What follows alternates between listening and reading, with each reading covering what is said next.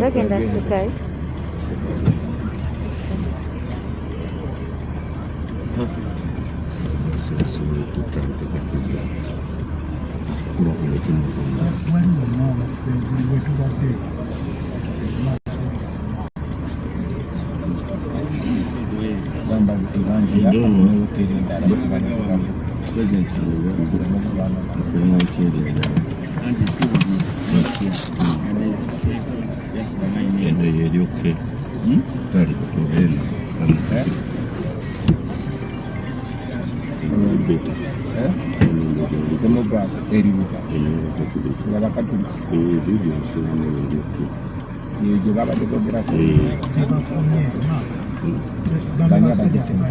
Nsi abafunye ngamba gye tuli tugende muyembe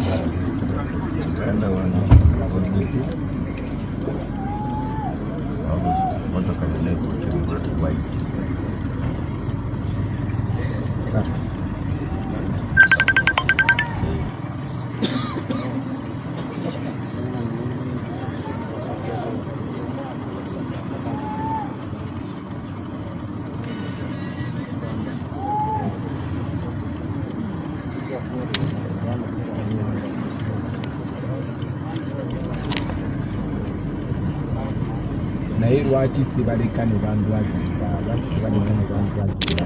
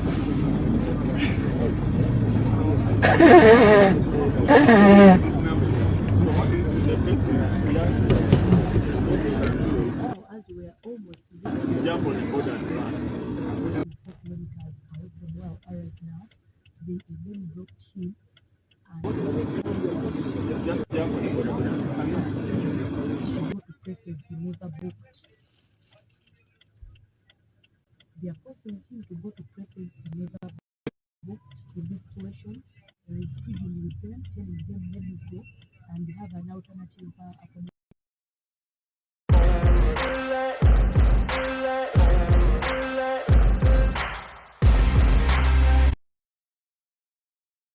There is accommodation for him. Unfortunately, they are blocking him from accessing the accommodation.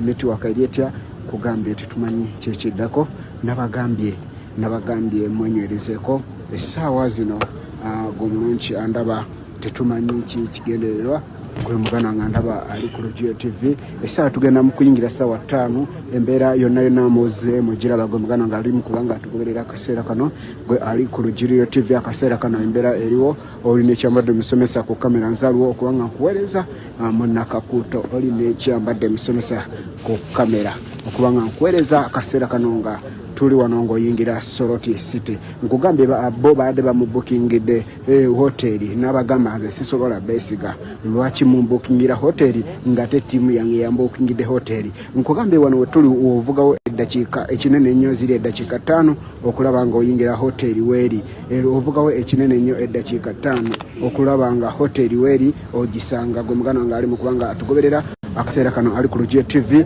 yembeera eriwonza aliwo kyambadde musomesa munakakuto okubanga nkuweereza buli kimu ekigenda mu maaso nkugambye eno emmotoka y'omukulembeze His Excellency Robert Kyagulanyi Ssentamu gwe mugano ababolabawo abali awo ye security team ye gye baamuwa okulaba nga bamukuuma era tetumanyi kyekiddako akaseera kano gwewenywereze ku Lugiye TV okulaba nga buli kimu tukikuweereza akaseera kano nga bulijjo okulaba nga buli kimu tukikuweereza.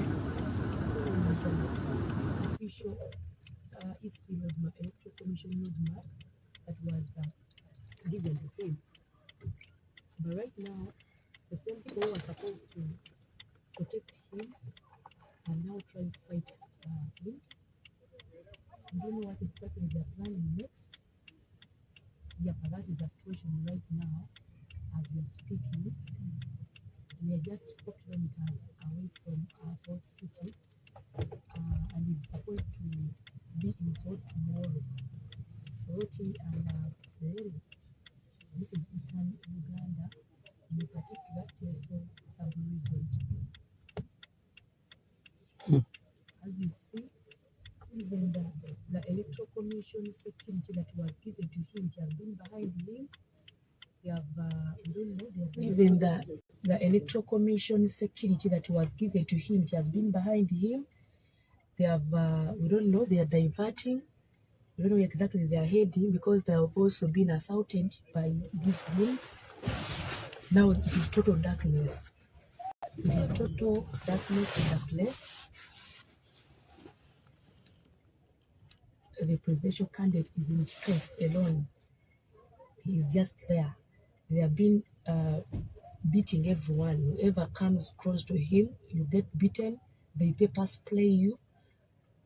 And even tear gassing everyone, including live bullets. So that is the situation.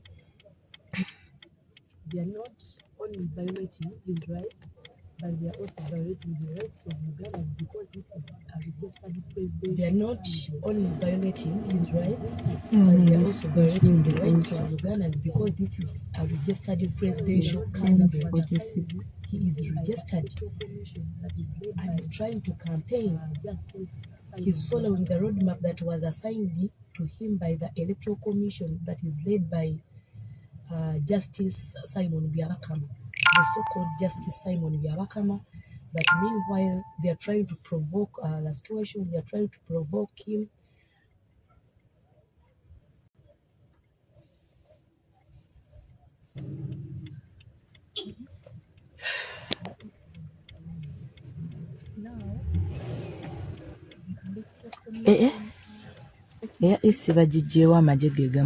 Now, the Electoral Commission security has been chased away.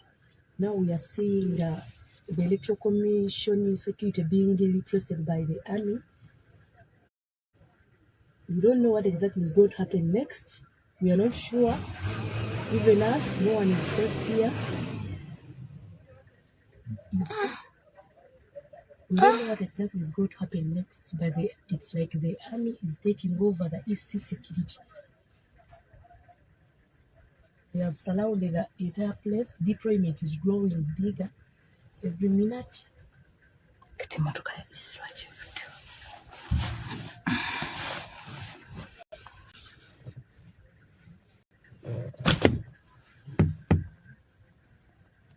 Yeah, he saved the So that is the situation in Uganda.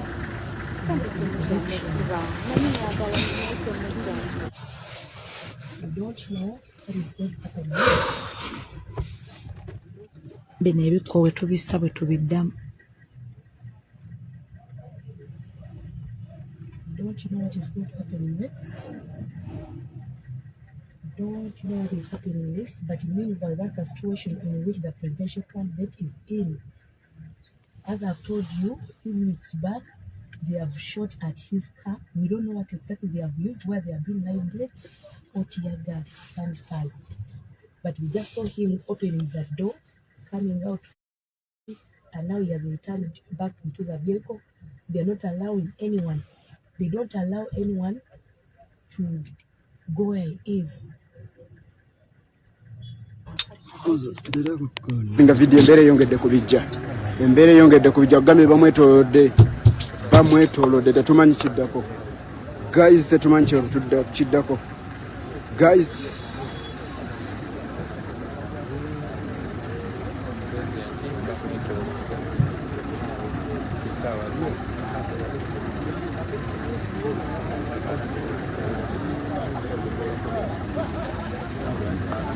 kugambye balese kati kugambye eyo yiyawe mu bulokinze neno mu bulokinze tayina jadda bwe nkuzaako oluyene mabegawe waliyo emmotoka y'amagye gwe muganda wange atuba akaseera kano mu maaso awo nja ku uploadingayo video waliwo omwami yesibye akakookolo alinga ba al-shababu na emisana atwamulabyeko emmotoka eyo yalabiddwako emisana gwe muganda wange ali mu kubanga atulaba akaseera kano emmotoka ejje nkunolengezaako ey'amagye eyo number plate mugirabye emmotoka eyo twagirabyeko emisana okulaba nga buli kimu tukikuweereza akaseera kano yeyo embeera eriwo muganda wange okulaba nga buli kimu tukikuweereza mwana wa maama mwana wa taata okulaba nga buli kimu emmotoka eno ye gye twalabyeko emisana emmotoka eno yalabiseeko emisana gwe muganda wange ng'egoberera omukulembeze ndowooze mugiraba fayo naawe alright ndowooze mugiraba tebakkiriza nkugambye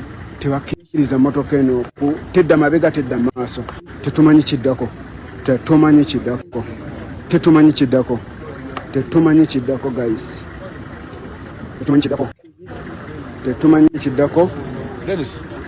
kiddako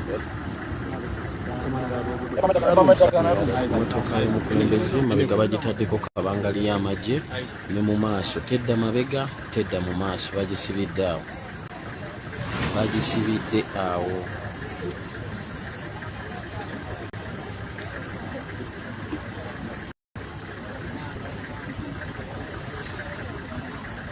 tedda mabega tedda mu maaso awo bagisibidde.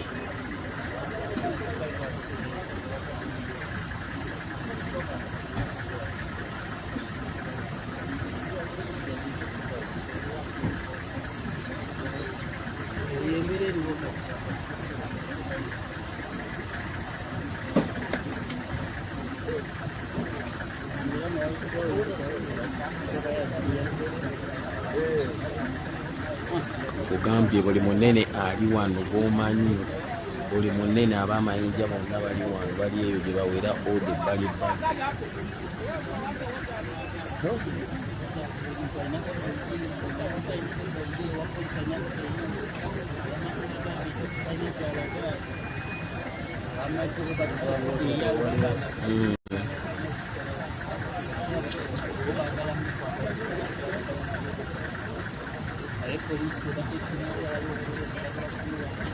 Poliisi emugambye noonya wooteri endala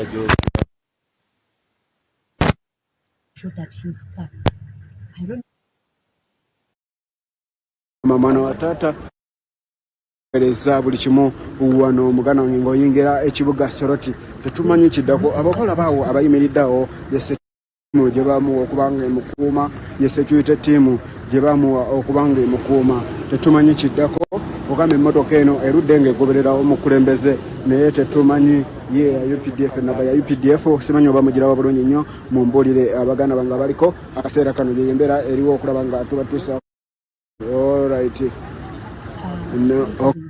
To sleep in any place.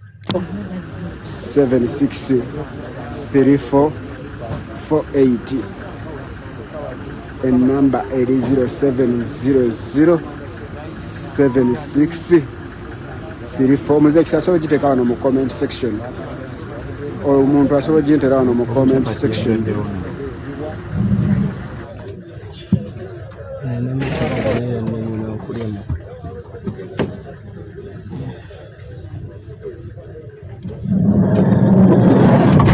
Network is misbehaving. I know.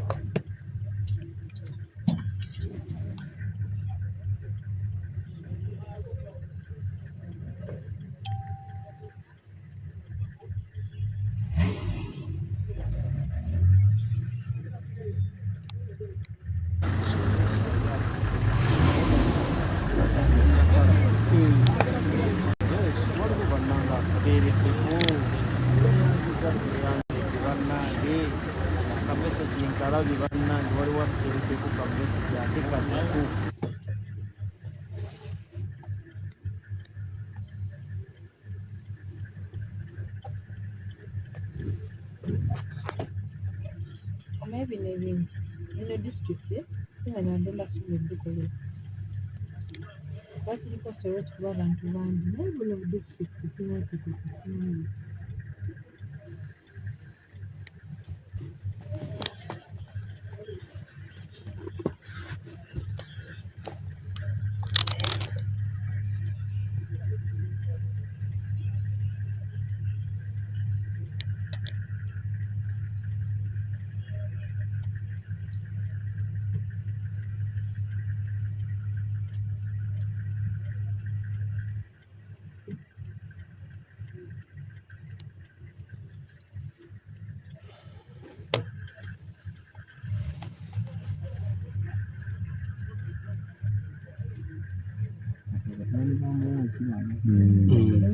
Jazzeemu omulaba nga omuhoozi ddala.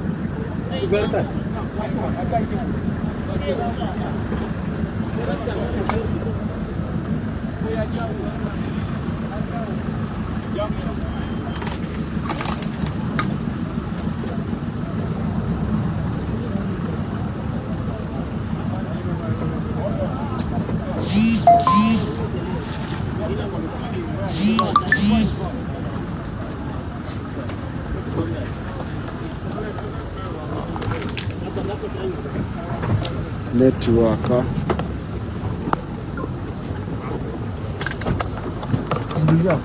Alright, tetumanyi kiddako.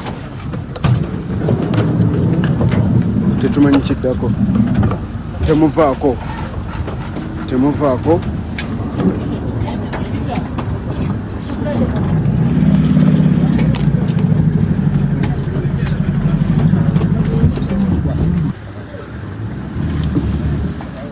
Banange mwanguwe.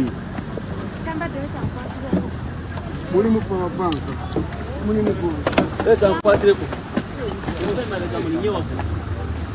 Leta sadi kwa tona. Linya wafu. Enda. Mulinyewa. Nenda sindisi.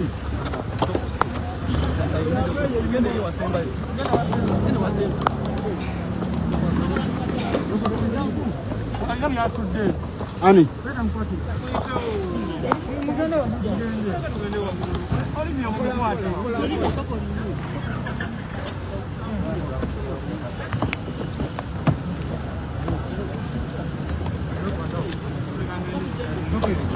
Mulinye.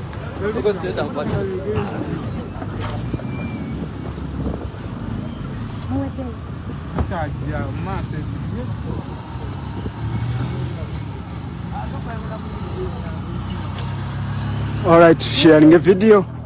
Network etuzoganya netumivaako. Mu sharing. Right now, of course, I'm very sure you are still following us here at JB Mwonge.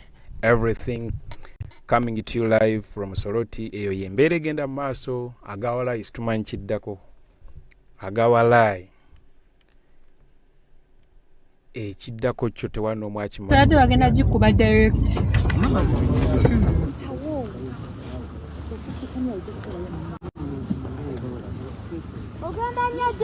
Kwe muli baganda bange nsaba ku comment section oba kwe muli? Nsaba ku comment section oba kwe muli? Nsaba ku comment section oba network eri clear? Network eri stable? Network eri stable bana ba mama. Kate tumanje tudda. Jango yambuke va wao tebagala omuntu. Itawo kati all right yembera eriwo bana ba mama bana nje tuta tumanyije binga yegayirira ukajogeda ukala muchi ukatugende mzee tumanyije tuta tumanyi kasera kano kugambye sawa ziri mu 5 tetumanyi kiddako sawa ziri mu 5 nabagambye temwe bakanga tumanyi kiddako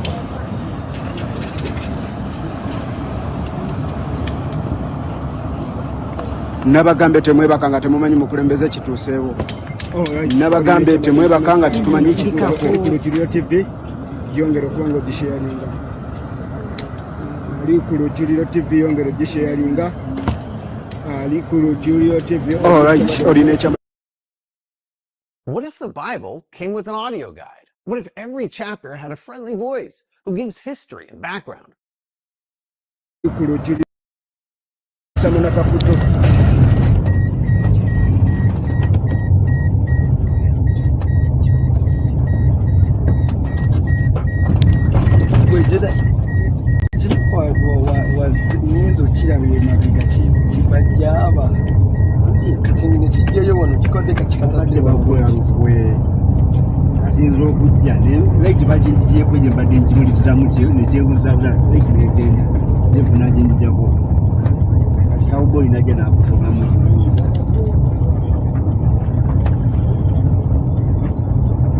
Neba bachifuide omwana awoka woka kasitanga tegedda akategedde ngeno ngeno ntose kakoze bweka mwasi wenyinyi ntusinga bili ngoli mudwali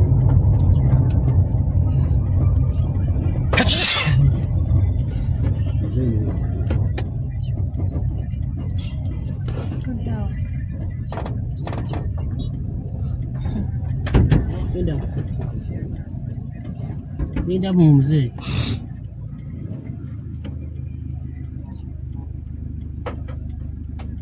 Tujende. Buka tujende.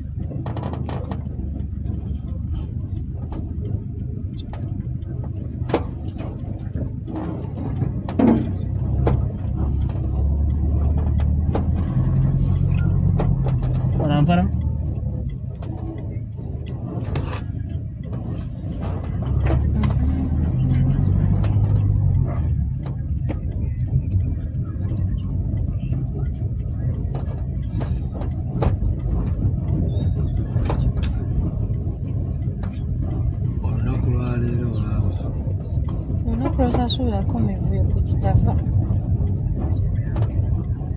Olunaku lwotasuubira kuba lubi lujja n'owewuunyuukuba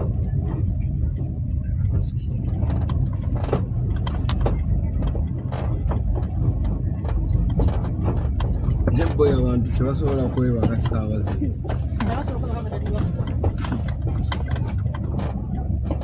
ekyo kibalabe abafuuyira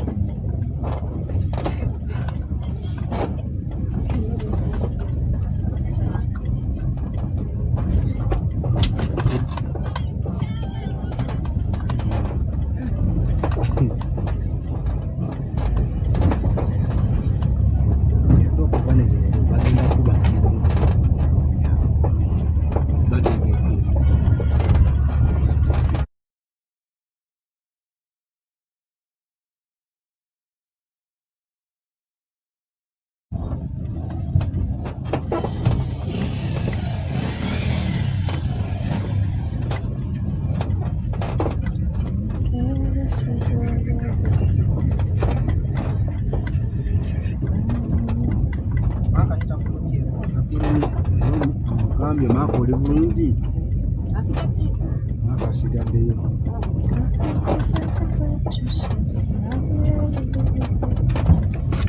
wenze mbadde manyi sasi ayina engeri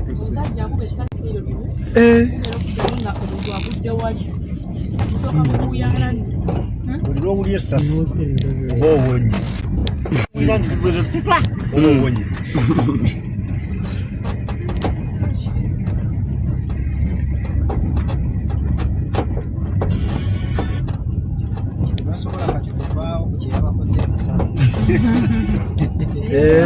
wamma kituufu ate oyo nyini ojene abadde tumanyi gye tulaga naye nga kyemanyi alabika tugenda ku hoteri gye bamufunidde oluvannyuma kubajjukira waliwo hoteri bo abasecurity gye babadde bamufunidde abagambye sibeesiga agambye sibeesiga lwaki munfunira hoteri bulijjo mwe mubuukingira hoteri abiganye baadde babuukinze hoteri endala bamuganye okutuukayo ate mujjukire basoose mugaana mu disitulikiti ne disitulikiti yabagambye nti bana gye njagala osulamu ne bamugaana okugisulamu n'avuga ne tuvuga kilomita ne kilomita twavudde awo we tutuuse awo era ne babulookinga bwe babulookinze ate era neyo hoteri bangi mugaana ne bamugamba twakufunidde hoteri w'oba osula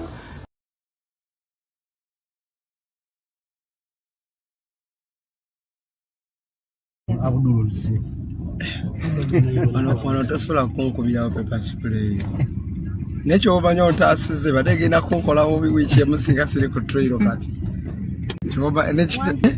boyi wange bwekyobamanya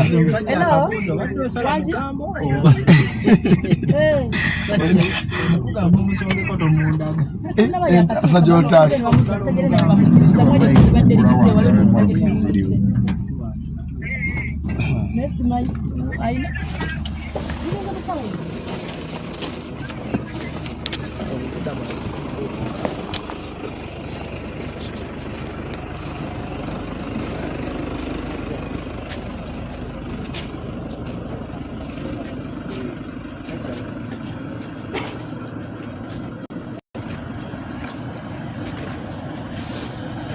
baganda bange lunaku si lwangu leero oba ntandikire ku ki kuba nange kennyini ate katonda ataasizza bibi pulezidenti bamukubye tiya gaasi pulezidenti bamukubye katiya gaasi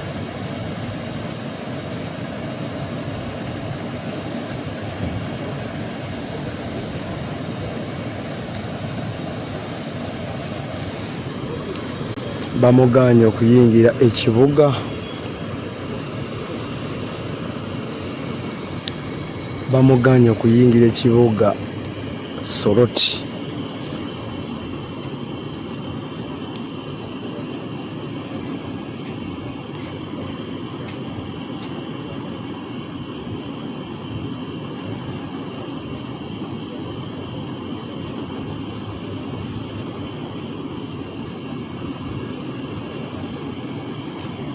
Uganda aziri sawa tande tetunaba kuwummulako yadde pulezidenti ekitofu tali safe ne hoteri gye basazeewo okumuleetamu oluvannyuma lw'omugaana okuyingira ekibuga Soroti oda nabo bennyini abazitadde mu nkola babadde bawoza kimu oda nkambwe oda ziva wala oda nefuuka oda nezifuuka oda mwana lwaki tonfunire tugenda wali nofunirayo kugundi kokulya mwana wali tolina mukakulya kono kyomanyi afa ebyaddala serious ate sobola kujjako live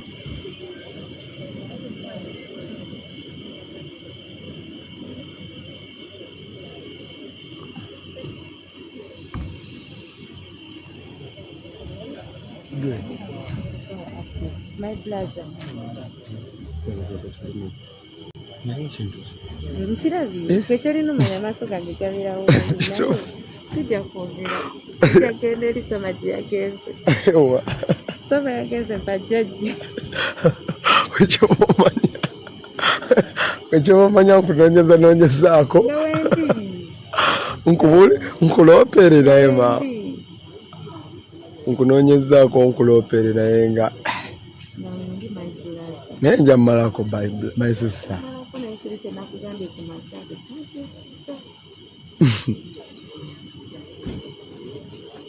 maaka bamukubye tiya gaasi munda mu mmotoka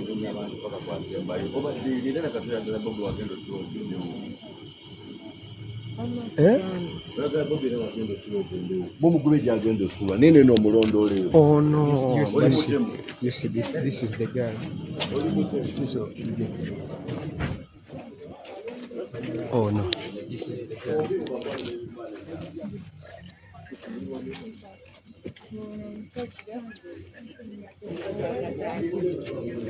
Agoberera pulezidenti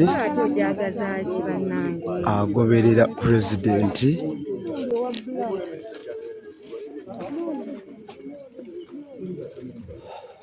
na wano we bamuleese nawo era bakyamuwondera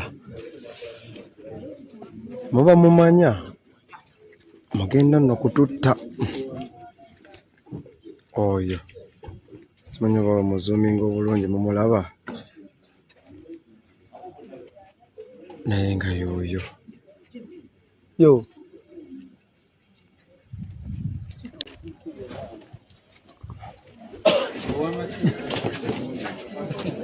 ulya kuteera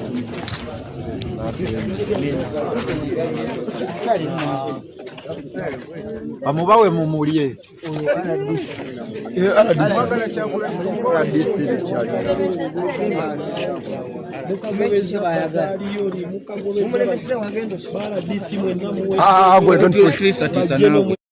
Don't push.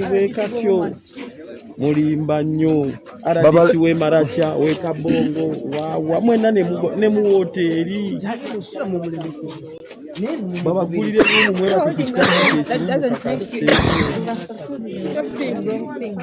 mulimba nnyo nambo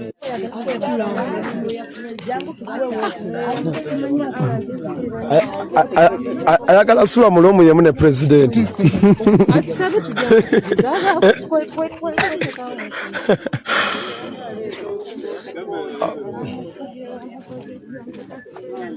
ate lwaki badduka nga ate bamanyi bakola kituufu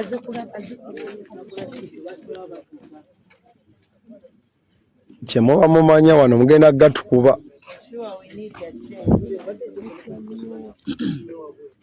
naye omuntu gwe muli mu kutya mubaleemu emyaka nga mubale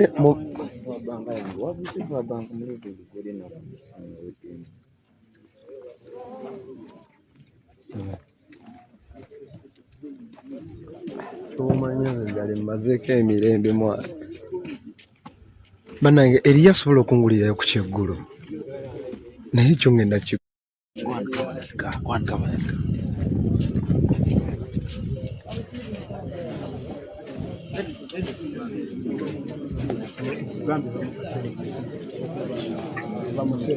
woteeri pulezidenti wazze okusula woteeri pulezidenti wazze okusula zizino eziriwo bamulagiridde okusula bamuganye wonna wabadde akyuzinga okusula kyekino ekigenda mu maaso ogwange bamulese okusula. Oh my brother. Oh,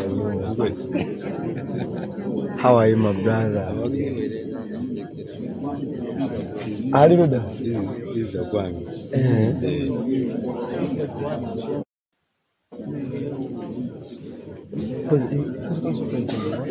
Mariam. Remember where we were before we entered the town? Actually, Katakuri town is part of this. They blocked us the first time. Oh. You can come and tell people why. A little dragon. It should be inside here. Can I just talk about the day?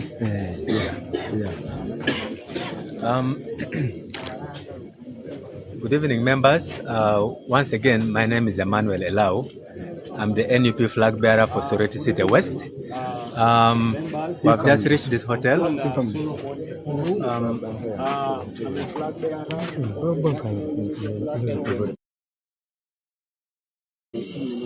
Eyo emmotoka mugirabe yetuuse n'ebula nga tetugiraba. Enamba etuuse n'ebula. Etuuse n'ebula bannange nina Ivan yampaddeyo omutwalo. Ivan kandabe Ivan gundi yekyanzi kandabe gundi having stayed at a roadblock meters away, about less than a kilometer away from here for the past 2.5 hours, because the police and the military blocked the entire place, so had no access to enter town. Remember, Bobi Wine, first before he became a candidate, is also a Ugandan citizen, and therefore with the freedom to pass on any road, to go and sleep in any hotel of his choice. Now, what the police and the military did was to block him from entering Soroti town, where he wanted to sleep at a hotel called Landmark Hotel. So they kept us blocked at that place for over 2 hours. You can imagine. They threw tear gas canisters at his vehicle. The entire team has been suffering, okay, with no access to the town. So it's just a few minutes ago that we have been able to access this hotel, and now we're here. Still, we've been followed by a lot of military people and police as well. The RCC had also come here, but he has just gone away as a result of the media attention that had been placed on him. But the team here has also discovered that there's a minister here, Peter Gwang, in whose constituency were blocked this afternoon. That's in Katakwi town. We're blocked from there. As you can see, his vehicle is there. We're blocked before we proceeded to Kapelebyong. When I went back again, we were also blocked in just a few meters away from Amuria town. And so we have endured almost 5 hours to reach this hotel that we are in right now. Now, this is a very bad situation, and no Ugandan should condone this. The military forces work for the people of Uganda, and whatever they're doing is not in good spirit. This hotel right here is called the Hase Resort, which is within Soroti City, but it's about 3 to 4 kilometers out of town, which was not the preferred choice of the president, but because of the military might that had been displayed and the threats of towing his vehicle and tear gas and all that, we were left with no choices but to come here. Now, this is the entire world must condemn these actions. It is totally unacceptable. It goes against all the laws of this country, under the constitution and other places that guarantees every Ugandan the freedom to access any part of this country, freedom of movement and all that. So it's very offensive, and as a flag bearer for Soroti district, I am very disturbed by this. And I believe the people of Teso are also disturbed by these developments. This is not the Teso that we should be in. This is not how the security should have treated the presidential candidate in our region. So whichever Teso leader has perpetrated this today needs to be condemned in the strongest terms possible, because this is not acceptable. This is not who we are as the people of Teso. We, the people of Teso, welcome everybody, and we love Bobi Wine, and I believe the people of Teso are going to vote for Bobi Wine in spite of the intimidation. Okay, we love Bobi Wine, and that is it. No matter what they do, we're going to stand together. People power. Go on, brother. Yeah, we still have a time. Tomorrow, for those of you who are still here, tomorrow we'll have a program.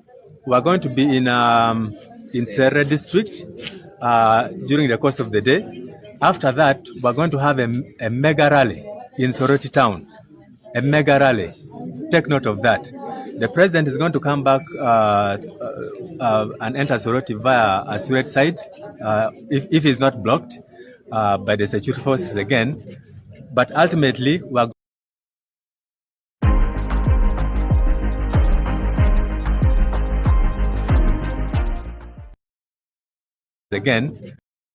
invite everyone who is able to come, as long as you're not on a hospital bed, please stand up in Soroti Division West at Nakatunya Primary School.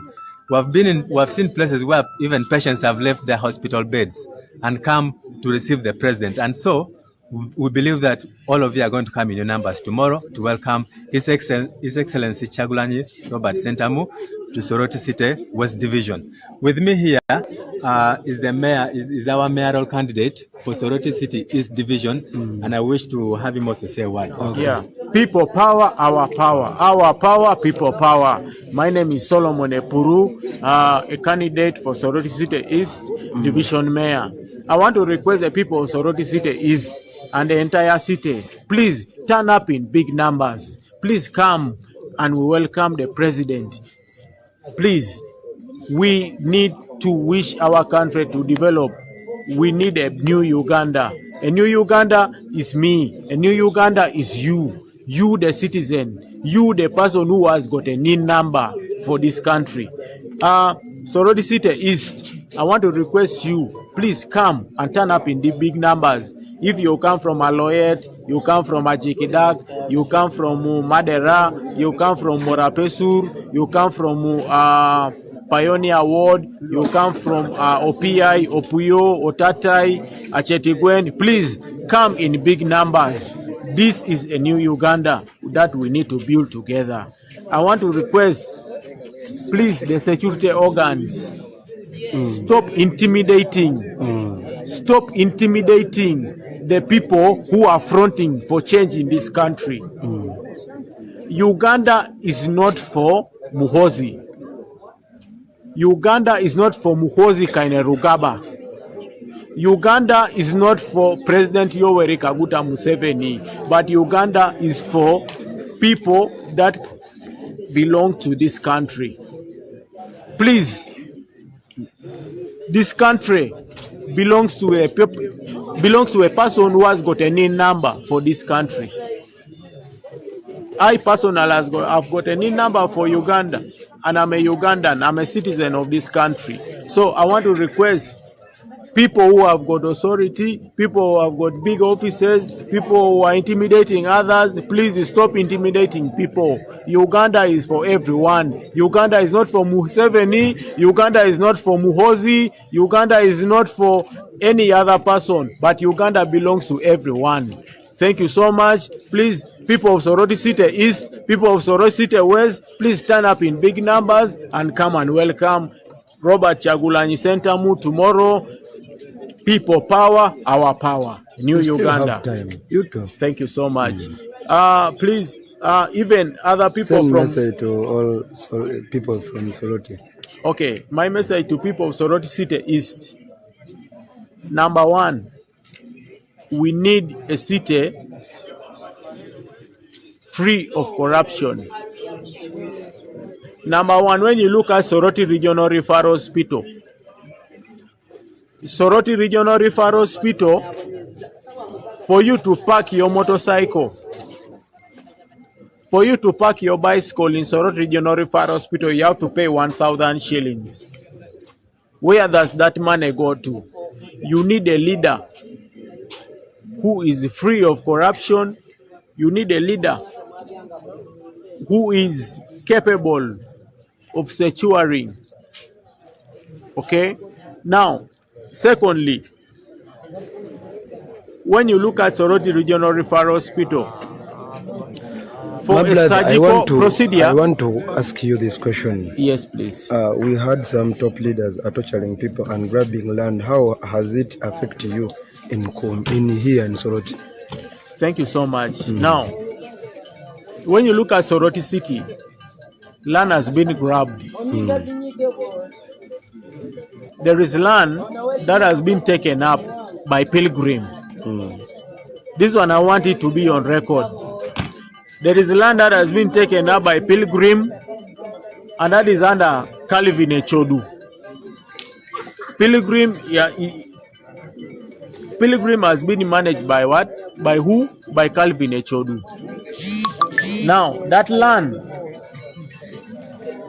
has been taken up by that person whom I've mentioned. Now, me, if I'm given the opportunity to lead Soroti City East as a division mayor, I will make sure that that land comes back to the people. On no ticket? Yes, under Okay. NUP. I'm a flag bearer of NUP, Soroti City East division mayor. Okay. Now, if I'm given that opportunity, I'll make sure that that land comes back. Who are the people who sold that land to Echodu? Who are the people who sold that land to Pilgrim? How did the Pilgrim access that land?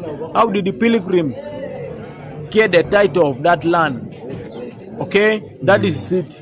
Me as a leader, as a person who is vying for that position, how did the Pilgrim access that land? Soroti Golf. Some of us who grew up in the city here, we are born of Soroti City East. We grew up in the city here. How did the Pilgrim, how did the Calvin Echodu access that land? Okay, so me as Solomon, I will make sure that the people of Soroti City East gain back their property, gain back their reputation, gain back what belongs to them. Thank you so much. Okay, my brother. Oyo yesimbye ku kaadi eya National Unity Platform mu bitundu bino ebya Soroti. Sisobola kujjako live yange, sisobola kujjako yadde nga president sinaba kumanya nti naalumalako bwentyo. Yenze ki twerekereza buli kimu ebintu bino mu birabe okusalawo kubeera eri mmwe ate mubeere bajjaaji ku lunaku lw'oliba ofunye obuyinza, kubanga obuyinza bugenda kufunibwa ng'ennaku z'omwezi 15. Bino byonna mugenda bimenyawo bannayuganda batulaba e Kampala, namwenna abatulabira mu kitanda waka tetunnaba kuwummula. Yoyo tannaba kuwummulako.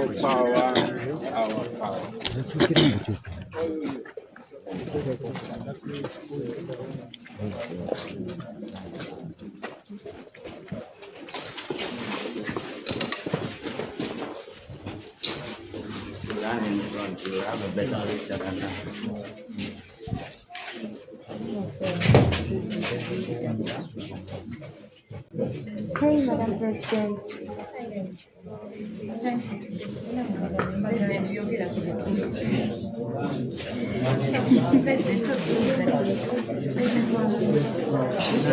Abantu bawulire kibaddewo naawe mu luzungu. President agenza kuwummulako lipotingira ku bantu obudde bukedde e Bungereza, naye abantu baagala kumanya mbeera at least tuweeyo eddakiika 15 owa abantu mu luzungu. Tuweeyo kale. Good evening, guys from Uganda. My name is Bobi. The situation here is an open book. Everyone has been watching. We've been live throughout the entire journey, but the president has been looked at a billion times.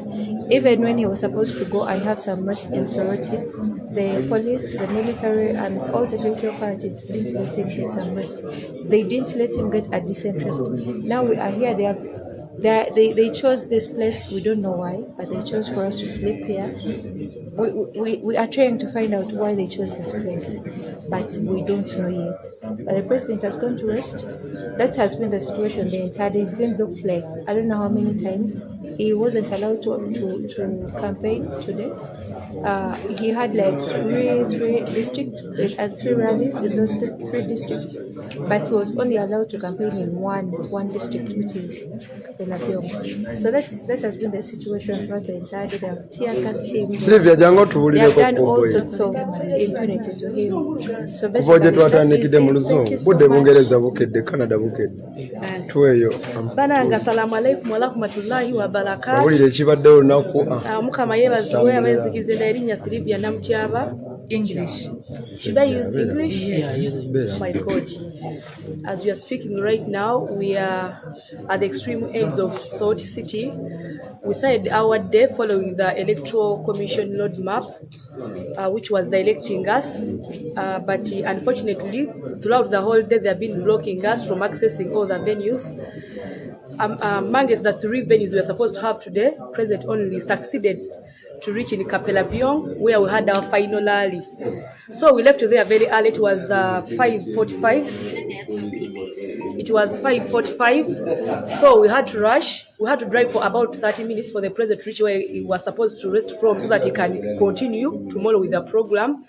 Unfortunately, as we had just driven for like about 15 minutes, they blocked him for about 3 hours. So we kept there on the road. Then later on, the team had booked for him to sleep in Amelia. Unfortunately, they stopped him. They blocked him from accessing the accommodation. Then later, after the 3 hours of being on the road stuck, they had to push him out of Amelia towards the Salt Road. As we are almost about 4 kilometers to enter Salt City, where again the team had gotten an alternative accommodation, still again they blocked him. So we've been there twisting ourselves with these people. They have been doing this and that. You've seen some about 50 minutes back, they tried to, I don't know whether it was tear gas within his car or there were bullets inside. There have been actually it has been a mixture of pepper spray and tear gas inside his car. We thank God that right now he's strong, as you know, as usual.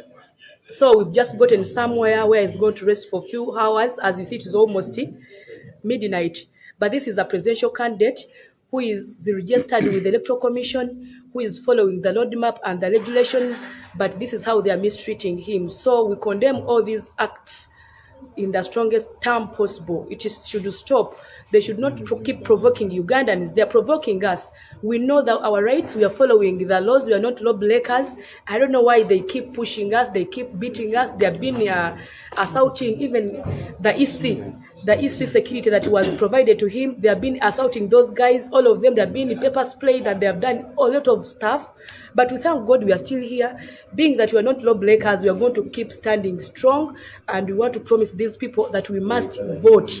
They don't want us to reach that election. We must reach it. We are peaceful people. We are law-abiding citizens. Thank you so much. Good night. Okay, brother, go ahead. You are the one. Yeah. Yeah. So I would want to start go booking the room. Yeah. So I want to appreciate the audience and the very committed comrades of the National Unity Platform and the believers of the New Uganda. My name is George William Okoit, and I happen to be the chairperson of Sorority City and the host for tomorrow's event.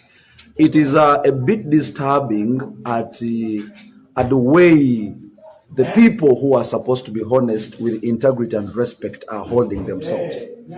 It has come at a point where we learned that the police of all people were able to go and forge a narrative that part of the National Unity Platform, with myself inclusive, had gone ahead of the president to book accommodation in a different hotel.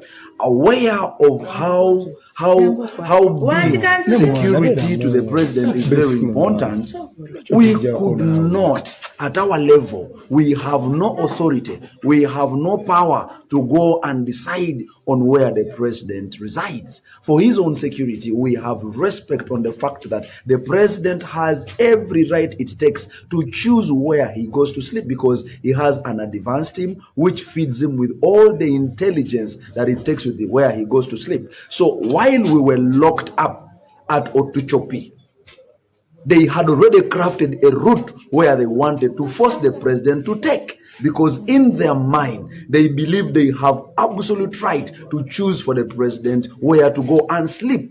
But being something that is lawful, the president has liberty and every right to choose where he is supposed to go and reside.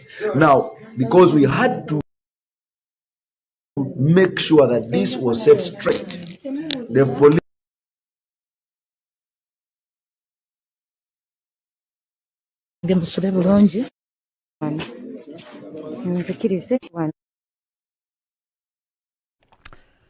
Alright, network ekyankalanye mukaawo naye nga I believe byonna musobodde okubeera nga mubiraba byonna ebibadde bigenda maaso okuva yonna gye byatandikidde wadde era olunaku terunnaba kuggwa paka nga president atesti afunye ku tulo ne yeebakamu olunaku lwakedde gamba eri gye byatandikidde ku makya yatuusa muliya byonna nzize mbibalaga byonna JB Mwonge studios badde zikutuusaako buli kimu JB Mwonge TV buli kimu byonna mubirabye bulungi nnyo nabagambye saagala muveeko ne mbagamba saagala wabeewo agenda era ne mbagamba mwekuumire ku mukutu kuba guno gwe kutuusaako buli kimu live unfiltered buli kimu kifuna live nga tekinaamu yadde ka edit kuba buli kimu oba olina okifuna bulungi nnyo mwebale mwena abasharinze mwebale mwena naye njagala munkolere ekintu kimu nga temunaba kugenda enamba eziri waggulu awo kansooke nsome enamba ya Abudu wa Bobi enamba ya Abudu wa Bobi eri 0775 322 421 njagala wabeere